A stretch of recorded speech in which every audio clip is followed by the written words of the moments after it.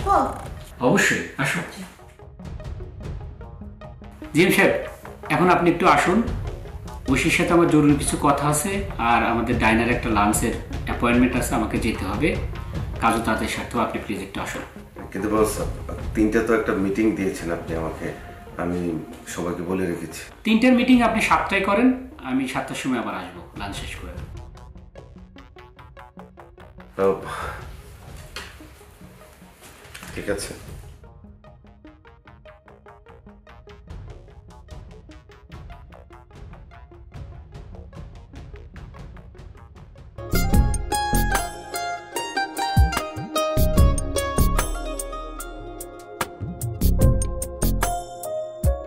আজকের স্কেজুলগুলো একটু বলো।